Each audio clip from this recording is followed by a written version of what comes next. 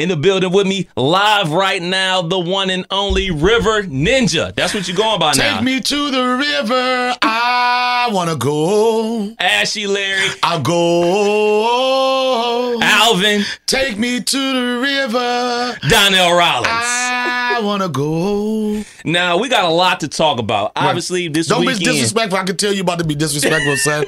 I can tell the way you holding your hands. If they could look in the studio now and see how you hold your hands, you're being disrespectful. Look, man, we got to talk about Donnell Land Weekend. We got to talk about the comedy show. We got to talk about the River Run. We got to talk about the kickball game. But first and foremost, we got to talk about beef. Why do you have beef? I don't want to talk about that. Yes, you do. All right, why I got beef with what? Why you got beef with the Breakfast Club? I don't have beef with... Okay, look, you know when somebody starts stuttering, it's like this. First off, they're booty bandits. If you follow me on Instagram, you know they're the booty rocking everywhere.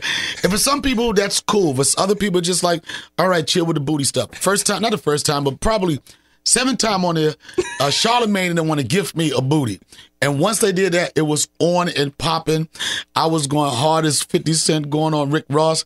And somebody asked me the other day, he said, Donnell, the thing between you and Charlamagne, is that real or is it fake? And I said, if you have to ask that question, then we doing a good job. You know what I'm saying? I don't got no beef that's going to wind up being in the street, whatever, but I'm a comedian. Charlamagne think he's a comedian. I got skills. I got face swap skills. I got editing skills. And when I do that, when I post on there, he got to pay the price.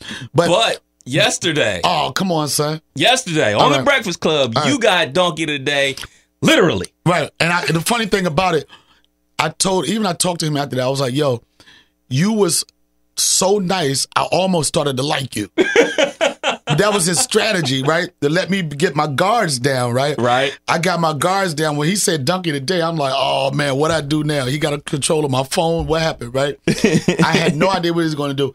And it was a surprise. He had a midget that looked like Joe Rogan come in there, right? There was a stripper. And I didn't know what to do. Am I supposed to fight this dude? And he was cock diesel to be 4'2". He was cock diesel. I said, last thing I need to do is have it on record and on the Breakfast Club page that I got whooped by a midget, right? Man. So, but it was a funny exchange. But anybody that's been following this beat between me and Charlamagne and the Breakfast Club, they know that I will be back, and we're gonna get. It's not gonna stop. That's what's up, man. Now, obviously, shout out to Charlamagne, shout out to Envy, shout out to Jess Larry. And in the middle of that mix, Jess Larry was like, when a midget grabbed me, right? She said, "Take him to the river, take him to the river," right? At first, I was offended by it, but then I was like, you know what? Yeah, go to the river. The river is why I'm doing a Donnell Land Weekend. The height of it is that river run. So, Jess Larry, thank you for promoting me on the river. Absolutely, and it all starts on Friday. Yes. Donnell and Friends, the comedy show, going down at Cuss Auditorium out there at Clark State. Man, grab tickets at DonnellRawlings.com right now. It's you and Friends. Who can we expect on that Friends, stage? I'll just put it like that. Friends. Yeah. I don't want to. I've been touring a lot with a lot of big names, whatever. And it's like I don't want to announce, because to be quite honest, I don't really know exactly who those friends are. I got some close friends in the world. I got comments like, "Can I go on?" That I'm not going to be able to give opportunity.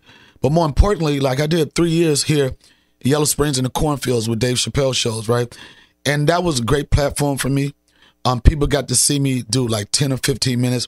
So I'm excited for them to see me do like some extended time. You know what I'm saying? So you got an abbreviated Donnell Rawlings. If you've seen any of me on any of the shows I've worked with, when I opened for Dave, when I opened for Chris Rock, I'm not just an opener. I'm a headliner that just happened to open for some major headliners. So if you come out, if you're afraid of, like, I don't want to say that I'm super blue or anything like that, but comedy now is at a point where people are too judgmental.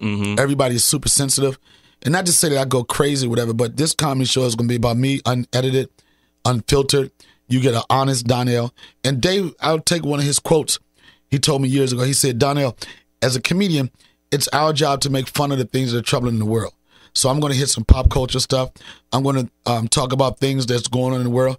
A lot of my stuff is self-reflective of me, my relationship with my son, my relationship with Yellow Springs, my relationship with Ohio, and that transition from the Hollywood vibe. And I tell people, when I first went down Mad River, shout out to Ted over at Birch Bark Livery. When I first went down the river, something just came over me. You know, it was just the peace. It was tranquil. And I was floating down the river the first time. I said, you know what? I think Hollywood is a little overrated, overwhelming. And I said, I'm going from the streets to the creeks, from the hoods to the woods, whores to oars and from Adidas to Tevas. You know what I mean? So, I'm a resident here now. I'm enjoying the new friends I've met, and I'm excited about the possibility that if you never see me do live stand up, come out Friday. I guarantee you it'll be worth your money. And my tickets are very reasonable. You know, Absolutely. I'm not hitting you with like $200-$300 or whatever. It's a very comfortable, fair ticket price, and you're gonna get a hell of a show. Grab tickets right now at DonnellRawlings.com. And you talked about the streets versus the creeks, the kickball game, Saturday 10 a.m. Man, I know you down with the creeks now, but you know Hot 102.9, we always about the streets. And y'all, if you want to be about the streets, y'all gonna get whooped, son. We tore them streets up. You gotta realize I'm with the creeks. People on my team don't even wear shoes. You know what I'm saying? So you can come up in there with your Louis Vuittons, your J's or whatever. I got people with like what was it on the side? Bunions. You know what I'm saying? We kicking home runs. The first year, Talib Kweli was part of the team. He was a captain of that team. This year, Angela Yee is going to be a captain of the streets team. But it's a good activity. And I'm telling you, my not catchphrase, but my tagline, and the reason why I do all this stuff is that I say that Donnell Land is bridging the gap between the young and the old to create everlasting memories. And that's what I'm excited about. Like last year we did it, we partied, whatever. But the thing that really meant the most to me when people's like, yo, I was there with my grandma, I was there with my dad, my father. It was a good time. It was a good time for every age group, you know. So come out there and support Gaunt Park, 10 o'clock. Absolutely free. Make sure you stretch. make sure you stretch. Now, last time we was talking, man, you said that you kind of like pulled something year one. I think, wasn't we talking off the record? Oh, my bad. Yeah, you can't do that, son. Come on, man. What type of snitch well, are you talking about stretching? Nah, you be like, I'm like, don't tell nobody. Yeah, so you tore your Achilles on the last time trying to slide into home.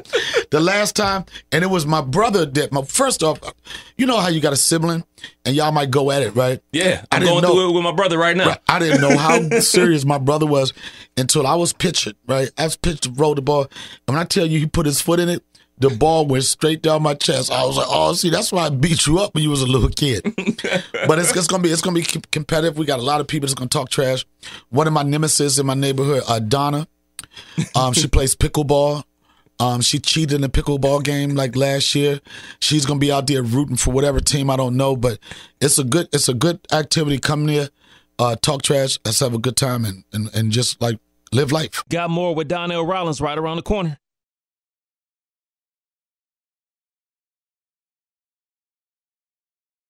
Kev Nash in the building, still hanging out with Donnell Rawlings. And you know what? What I will say is that I will respect you because you haven't been as disrespectful as a lot of personalities. Oh, we'll get there. All right, for whatever. Well, before you even get there, I'm going to tell you, if you watch BMF, I wasn't the punk that they made me out to be, son. I know I wasn't that punk, son. I was acting as Alvin. I wasn't Alvin. Ladies and gentlemen, I'm an actor. I will allow no man to eat my hungry man meals. I will let no man's dog eat my hungry man meals. I will let no man hit me with that colostomy bag. I'm not going to do that. It was an act, and I'm an actor. All right? You burped another man's bag. I didn't. I taught him how to burp it, son. I told him, get that ish out of here. I taught him how to burp, and he was so disrespectful. It's so funny because people's like, with Lamar, everybody know how gangster Lamar character was, or Notorious. And everybody was like, why hasn't he killed you? Family. There it is. You answered the question. I'm like, everybody have beef. And like, at some point, it's like, okay, where do I draw the line with my violence? Some people will cross that line. But I think that that's what people found very interesting about the connection with me and Lamar was like, why is he still living? Why do he get to talk trash? Because I'm pretty sure at some point Lamar had to reflect on us being kids. Yeah. You know what I'm saying? Until he went to this life. But I will say it was so good to be a part of that project because I didn't know that they were going to extend my character like that. Mm-hmm. First season BMF, I was in the season finale. I played I forgot the guy that has sex with dead bodies. That was the mortician. There's a term for it. I can't remember what it is. It's one of those long words. And I thought that was the last time I was going to see BMF. Mm-hmm. I didn't expect, they didn't never give me an indication that we're going to bring you back. But Randy Huggins, who's executive producer and showrunner, that was one of his favorite characters because it was based on a cousin he had in Detroit. Okay. So he fell in love with the character. He was like, I'm telling you, in season 2, this is one of my favorite characters. And it went from me being on the books for 3 episodes And then every week I would get a call from my agents. They were like, yo, we want to bring you back. You want to bring you back. So it went from 3 episodes to almost the entire season. And I mean, this is a bit of advice for anybody that's starting to be in this business or whatever. You can't take anything lightly, because sometimes people don't put their best performance forward because they think that they're supposed to be entitled to a co-starring role, entitled to this. Whenever you get any opportunity, my phrase is go hard or go home.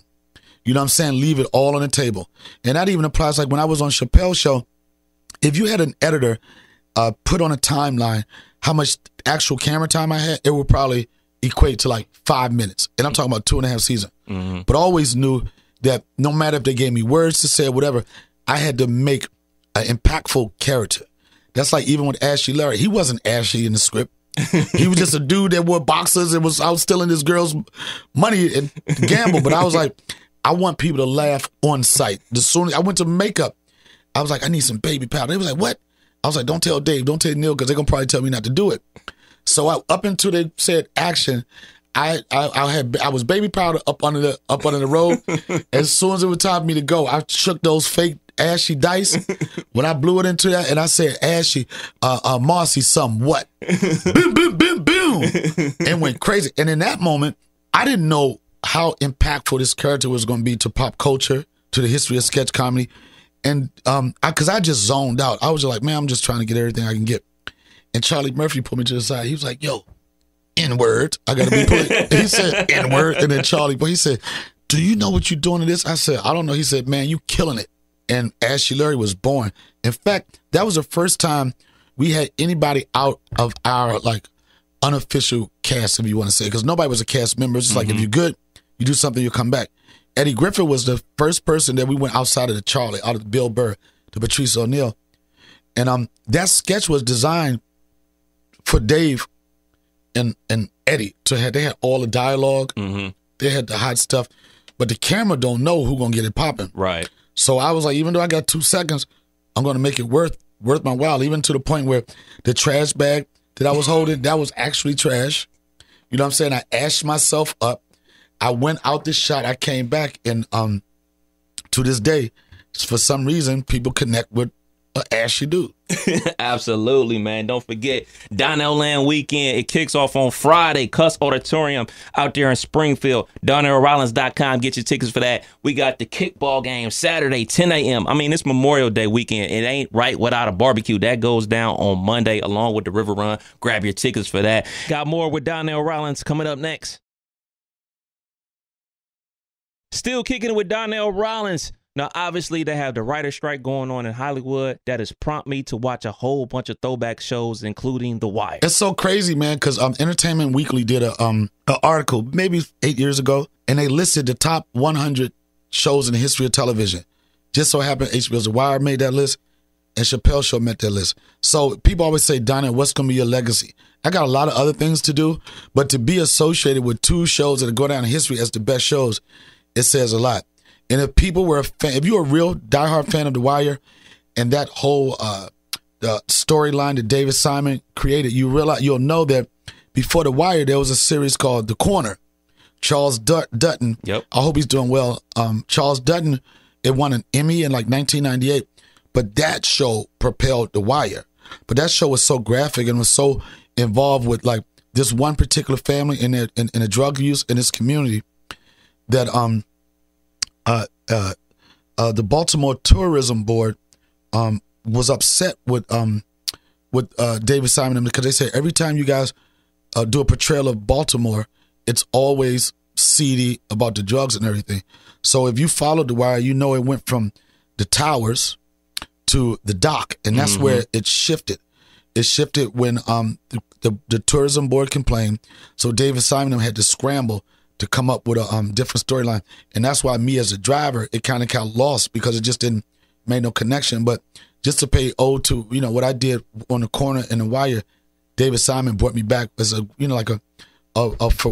farewell to that character. Yeah. Another fact that people don't know about The Wire, the role of Omar came down to me and Mike Williams. Stop it.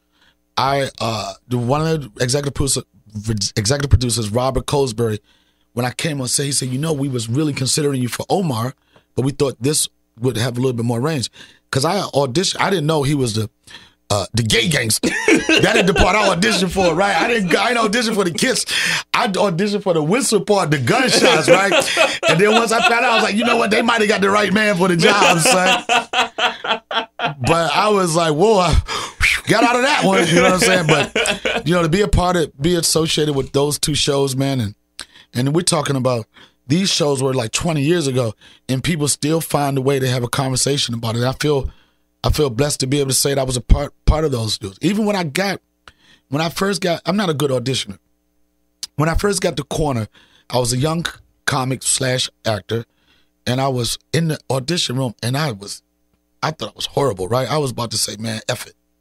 Then Jackie Brown Carmen, who's a very powerful casting director, she said, Donnell, relax. You'll be okay. God is in the room, right? I was like, well, if God was in the room, he should have told me to do a little better, right? But I did it, and I still didn't feel confident about it. And when I went on set, first thing I asked David Simon, I was like, man, how in the hell did I get this role? I said, I thought I was horrible in that audition. And he said, well, we like the fact that you threw your lines away. Right? Mm-hmm. Like I didn't use them. I wanted to say thank you because I didn't remember them. Right? I was like, well, if that's a tactic I got to use, I'm throwing my lines away. You get a line. Everybody get a line. But they wanted, I'm sure every actor that went in, they were going in because they knew the guy was on heroin. Mm-hmm. So they probably was going there. The easiest thing to do is start leaning. Yeah. And be like, yeah, man. And they didn't want to see that. They wanted to see how his life was when he wasn't high. Yeah. You know, how funny he was with Around His Boys before he took that hit. So my inexperience got me that job. And for the most part, my acting career, it's come down to not the audition process, but the relationship that I build with people. And I tell people this all the time. You could try to stick somebody and get all the money right off the top. You never work with them again. Mm-hmm. Or you could try to build relationships. And I've been lucky enough, even when I did Des the Barber on Pixar's Soul, even to the extent of BMF, Tasha Smith, one of the directors, she basically just called me. I've been lucky enough. People we like Donnell. We want to work with him again and give him an opportunity. And I don't do a lot of acting. I wouldn't be able to create a decent lifestyle if I was just acting, and that's why the thing I put the most energy on, that's why it's so important for y'all to come this weekend. Yeah, is my stand-up. My stand-up comedy. A producer, writer, director, they could say we don't want to work with them, but you cannot stop me from working for my real boss. And my real bosses are the people that pay those tickets. Got more with the River Ninja, Donnell Rawlings, right around the corner. Donnell Rawlings still in the building. Now, you were in the original trilogy of the Spider-Man movies. How come you haven't been in the new ones? I tried to. I told I was like, man, maybe we could do he stole that guy's pizza again. But, here's a funny story. This is how God works. And this is how you got to stay focused. Before that opportunity for Spider-Man, I was supposed to do some man on the street work for the BET Awards, right? At that time, I was a very young comic. Any opportunity to be on a platform like BET, I was excited about, right? So the thing was, the director who was shooting these street stuff, he liked me a lot. Mm-hmm. He was a fan, going back to people that want to work with me. But the producers, they was going back and forth, up to the point, we don't want them, we don't. Up until the point where Saturday I was supposed to shoot for BET, right? Friday night I did a wardrobe. I said, I knew they didn't like me, but they sized me up for wardrobe. I was like, they ain't gonna back up off of that. Friday night I got the gig. I did my wardrobe. And that evening I get a call from my manager saying that BET is not gonna use you. Mm-hmm. They're gonna go in a different direction. And the first thing I was like, see, I was mad, right? Then I was like, I relaxed. I was like, it was for a reason. I couldn't foresee what the reason was gonna be. But they canceled that Friday. Saturday morning, I get a call from my manager, and he said, Spider-Man called you. They want you for a cameo. It just happened. Boom. And here's a crazy thing. The area where I shot that legendary scene, whoa, he stole that guy's pizza. That where I was supposed to meet BET, I literally walked past where I was supposed to work at BET to go around the corner to do Spider-Man. And I looked inside, And they looked at me like, he didn't get the memo? He showed up. Yo, he showed up. Cut to, what do you remember? Do you remember Donnell being on the street for BET? But if you're a Marvel fan, or do you remember the beginning scene when I come out, I had street clothes on. And Sam Raimi, when I got on set, first thing he says, Donnell, you're my favorite you're my favorite actor in New York, but you're the only actor I know in New York. He had jokes. And the scene is, they call that a reaction shot. Like you audition, you don't audition for that particularly, but the reaction guys, what they do is they bring you in a room and they give you a scenario. You at the gas station, Spider-Man pulls up. You in the elevator, Spider-Man pulls up. What would you do? Right. You're blood clot, what would you do? So they didn't know what I was supposed to do for this. They want to know what my reaction would be. So Sam Raimi come up to me, and I'm nervous. Like he's in front of everybody. His assistant has an assistant whose assistant is an assistant, an assistant.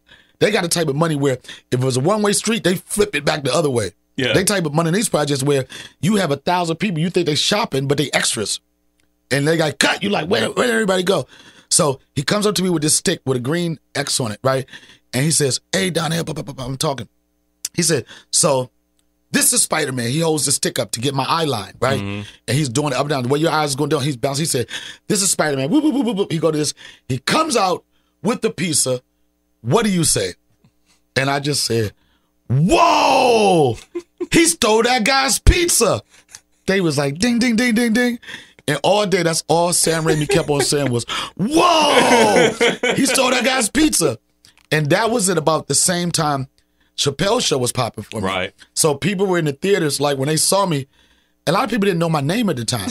They only know my characters. Right. So they saw me in the theater with Spider-Man 2. It was like, yo, I just saw Ashy Larry accusing somebody of stealing pizza. But that just started me, and I got different little other cameo stuff. But I'm telling you, man, I never knew how this comedy career was going to work for me. When I first started it, I never thought about being rich. I never thought about being famous. The first thing that was my priority, I was like, yo, just be good. You know what I'm saying? If you good, everything will fall back into place. You got some people that's complaining about opportunities they get. Comedians come to me all the time. Yo, Donnell, what you think so-and-so? I was like, when last time you went on stage? Last week. How did it go? It went okay. When last time you went on before that? Oh, about 2 weeks ago. How well? It was all right. The crowd was, If you not ripping, make yourself undeniable, where there's no excuses anybody can give you, then you can't talk about what the next level is. You got to get good at something first. And once you be good, I believe that everybody at some point is going to get a shot. If you got work ethics and you stay down long enough, you might not get a lot of shots, but you'll get a shot. And then who's going to sink it when you get it? And that's where the difference is. Got more with Donnell Rawlings, talking everything Donnell Land Weekend right around the corner.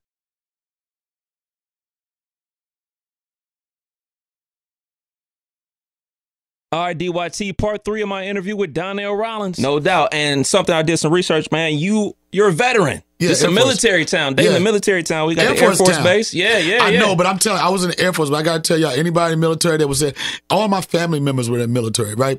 They was Marines, Army. They used to crack so many jokes on me. They used to call us chair force. They used to call us civilians with uniforms. I couldn't talk about nothing, man. I talked to my uncle one time. I said, yeah, I'm going to get out there and low crawl. He said, you was in the Air Force. Y'all don't know nothing about no low crawling, right? So I went in San Antonio. I was a cop. Nobody understands that. It was just, I said, well, whatever. It's a job. Right. Right. And then when you train at Lackland Air Force Base, you train with whatever your technical field is, you go to school. We went to school with the Marines. So the Marines and the Air Force, they would march together, train together.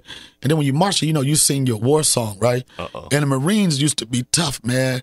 Marines used to be, first off, nobody know what a Marine is saying. They speak in whatever that means. Their cadence, Air Force cadence for slow people. It's like, up, 2, 3, 4, up, 2, 3, 4. Marines like, so it was time for the Marines to sing their song. They'd be like, all of them had deep voices. Even little dudes, they'd be like, from the halls of Montezuma to the shores of Tripoli. It was tough. It made you want to get gangster. Now, Air Force song, anybody in the Air Force just listen to us, y'all know, our song was the softest song. Little Nas could have wrote that song. Yo, that song seemed like we was auditioning for Glee.